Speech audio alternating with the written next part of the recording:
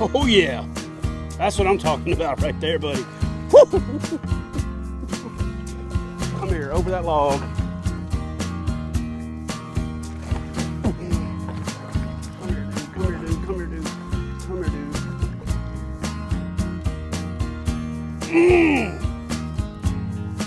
dude. One of the keys to staying safe and comfortable out on the water is a well-designed fishing-specific PFD, like the NRS Chinook that I'm wearing today. The great thing about this PFD is it has a high back for today's high back sit-on-top kayaks. Great cut for making it easy to paddle.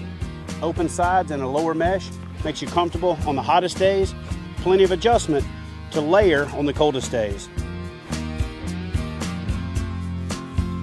Oh, I still got him. Looks like Ken is hooked up. Ooh. Looks like we're both hooked up. The little hit it at the bow action.